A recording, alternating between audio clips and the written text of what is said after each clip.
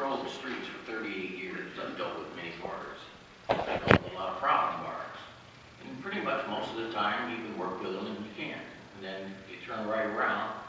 The only way we can get these people's attention if they're breaking the law, if they're having problems in those parking lots, it's up to the public safety officers of the city, police officers, to patrol those areas. And if there's a problem in those areas, and there's a knowledge of a problem in those areas, in our day, the problem was fixed. And it was fixed properly and quickly. Amen. And it is the police department's job, and I'm sure if they're made aware of it, that patrol units are not busy 24 hours a day. Believe me, I know. I sit in those squad cars. You do have time when you're on patrol to make pass-bys. When you make a pass-by and you see something going on in a parking lot, check it out. If they're doing something wrong, I'm hoping that our police officers will step up and stop these problems, because if they don't, they'll continue to expand. Not this bar, but the next bar, and the next thing you know, we won't have the cars like we had in the 80s, and you just won't keep up. Mr. Chairman, Mr. Mayor. just to address Councilman Reinhart's comments, police department is aware. The police department have responded quite often to this location. Keep in mind that the general complaints come in on the busiest nights for the City of Taylor Police Department, which are Thursday, Friday, and Saturday night. There are a lot of bars in the City of Taylor, and we spend a lot of time chasing problems. I certainly don't want anybody that's here or watching to think that the police department is not responding in any way, shape, or form, because they absolutely are. This particular issue has been going on for a long time. And again, it's a dynamic issue that we're trying to continue to work with both the neighbors in the neighborhood as well as the bar owner, because both groups have certain rights that we want to make sure are not violated. Sure. And just one second, Councilman, on that point, this has been going on for such a long time. Commander Scalabasi, it was Chief Scalabasi at the time, who these neighbors were working with for a long time, and then we had a change in the leadership at the police department. So I don't think you've even had the opportunity to meet with Chief Blair or the department again to kind of get him up to speed exactly what your concerns are. So I did reach out to Chief Blair and I got you connected. So now we're going to have that initial meeting with the chief again, because I know that he's new to exactly what's going on there as well. So I just wanted to make that point as well here. Councilman Remick. I agree with you what you're saying, Mr. Mayor, but the problem is when you just said weekends are our busiest. We're already getting a lot of calls to bars, and we're not in the summer. And that's what I just said. If we don't keep up with it now, it's going to continue to expand. One extra day is too long at the bar, because before we know it, those of us that work the streets, it gets out of control. You have cars running up and down the city all week, all the time to these bars, and then we can't provide extra protection inside subdivisions where it needs to be, because they're too busy in the bars. Any other discussion? Okay. Is there any other interested parties tonight? Yes, sir.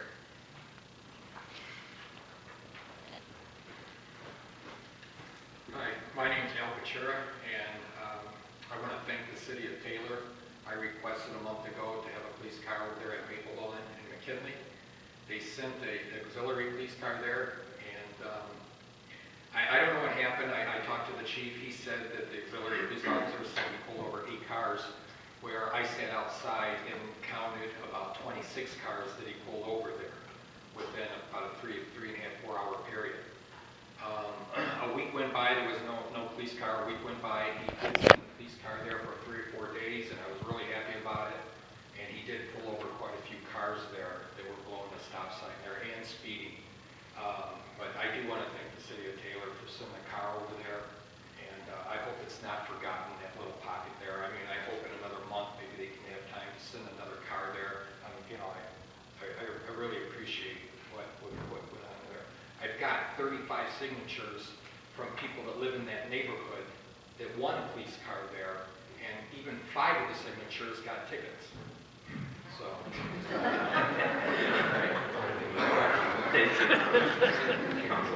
I would just like to add to that real quick. You know, we get quite a few requests for that, and I've seen lately that a lot of people are complaining that our police is targeting people that are jumping in the turn lane on North Line Road because of the equipment or the construction, and they're targeting people that are turning down Empire Street to avoid that right of way. because it's so backed up? Well, the answer is absolutely true. Because we have residents, like the Mr. right there, that come and bring it to our attention. And when people on Empire Street can't even back out of their own driveways because people are cutting through there on such a regular basis, you know, our police department do their best to get over there and try to manage that. Plus, that street is even signed, has signs up there saying that you can't do that. And now that it's so backed up on North Line, that all those companies along North Line, there's people trying to get out of that driveway and almost get T-boned because there's people jumping in the turn lane 2 to 3 miles away from the light. So Taylor is not out there trying to feed the cash cow, as people love to say. They're out there doing their job and protecting the business owners and the residents of this city, and I appreciate them doing that. Chair, Absolutely. Councilman Johnson. don't break the law, we'll get a ticket. Mr. Chairman, while they're warming up, I just want to piggyback on Councilman Woolley's comments and Councilman Johnson. Reality of it is when people get in a turn lane a half mile down the road, it's dangerous and it leads to accidents. And at that particular location, there have been many on both North Line and Allen Road. And I think a lot of that's due to the congestion that's forming with I-75 being shut down. There are people kind of going every which way. If you lived in that neighborhood, as the gentleman that was up here a few minutes ago, and you experienced that traffic cutting through there, you would understand why they do what they do. It's dangerous, it's not safe, and it's not only that they're cutting down Empire, they're cutting down Empire at a high rate of speed because there's only one stop sign between the two roads. So we'll continue to police it, we'll continue to try to make it better, and unfortunately, there will likely be some people that are not happy because I have yet to meet a person that had a traffic ticket and thanked us for it. I agree. Traffic Bureau does a fine job. Yes, sir.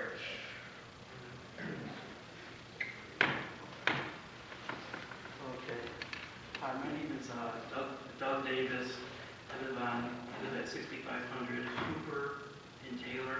I live in the Taylor Heights subdivision off of Cypress and Cooper.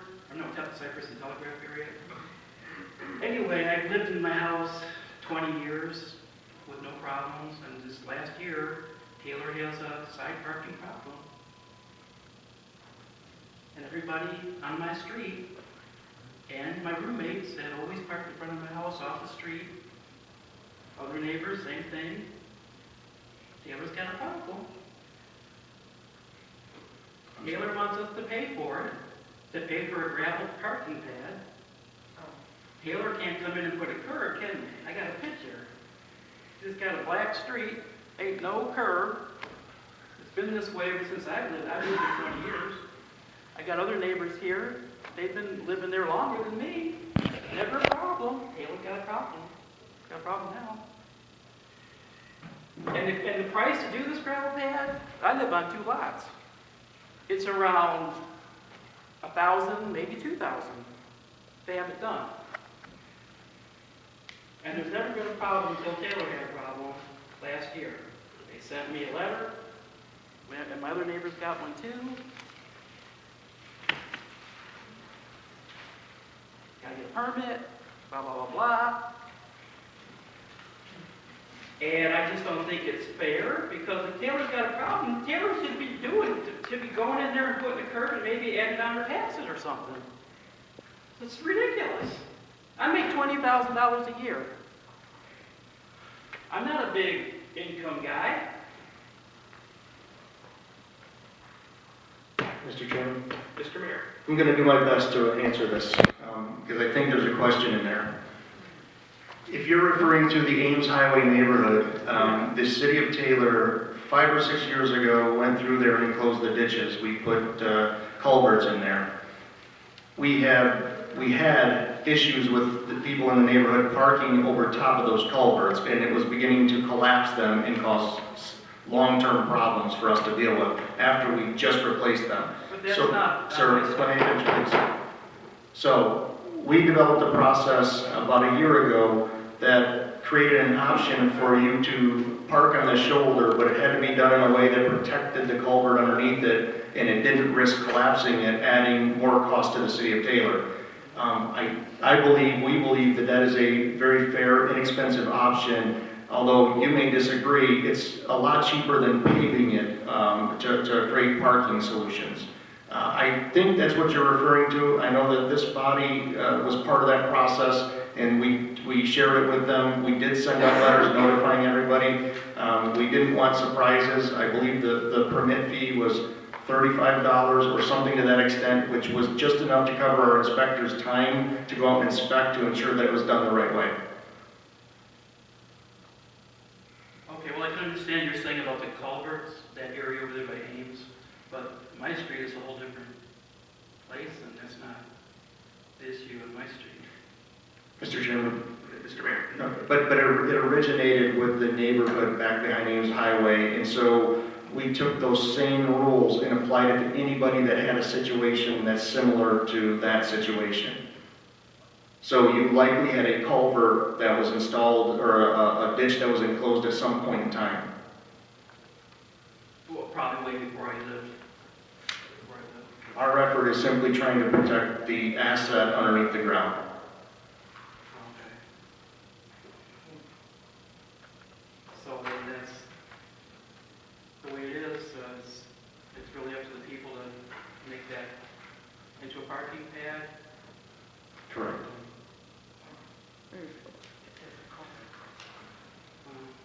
I still think it would have been more right, really, for the city to take care of that.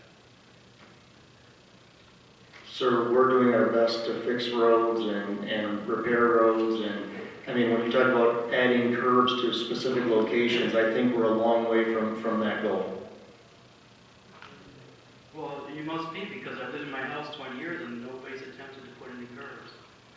And there's 5 blocks, I believe, where I lived that had no curbs. There's a lot throughout the city of Taylor. Well, that was the only issue I had. Thank you, Mr. Davis. Thank you.